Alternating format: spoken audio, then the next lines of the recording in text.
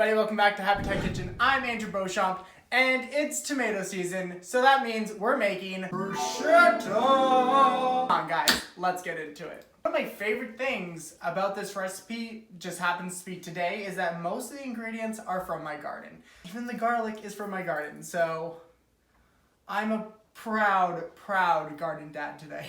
So today I'm using 7 tomatoes plus a handful of Sun Gold cherry tomatoes. I'm going to be using San Marino tomatoes. If you'd like, you can also use any sort of kind of like Roma tomatoes or any paste tomatoes. You're really just looking for a tomato that is dry and isn't filled with a lot of seeds. So these are great for that. You're going to want to take out the core. That's just where it was attached to the plant, and sometimes is a little stemmy and woody.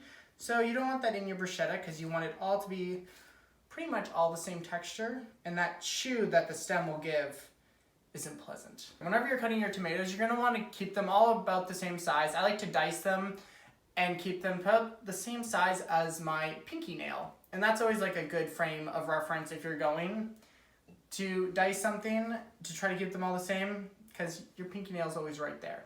Just don't cut it off.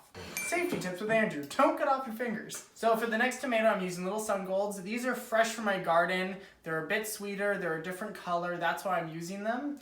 And I'm just gonna, once again, cut them into the same small size of my thumbnail. So pretty much just gonna quarter them. Next thing we're gonna add in is half a red onion. I'm going to chop up 2 cloves of garlic.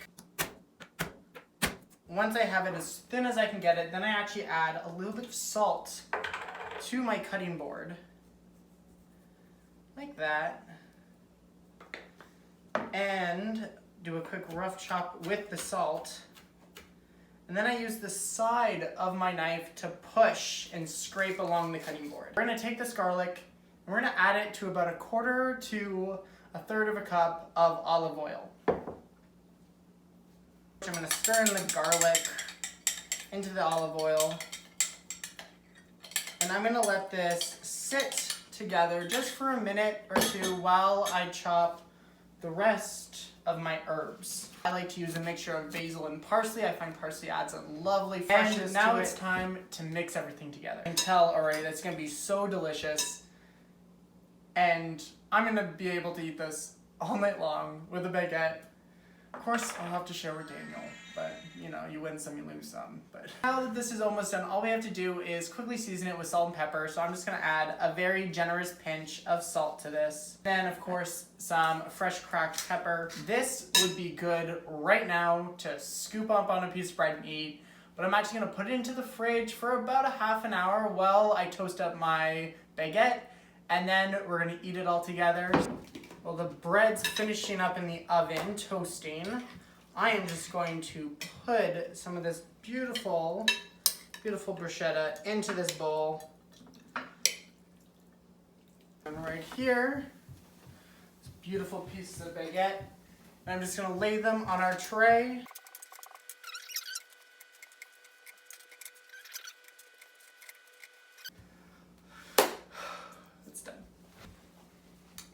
Let's build one.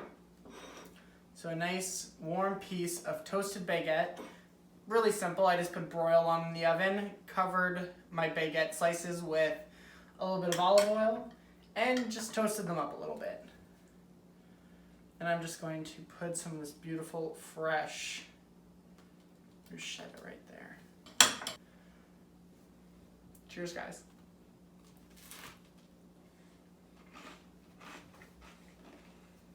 Perfect. Such a fresh dish. Amazing. And most of this is from my garden, so it's organic and I guess local. I'd like to thank you guys for coming along with me on this one. I had a blast. You guys know that I love cooking from my garden, and this is a perfect dish to do so. So if you have tomatoes in your garden, run out, pick some, make this today. Super simple. Takes no time at all, and it's freaking amazing. Freaking amazing. Freaking amazing. Till next time, guys. Stay hungry.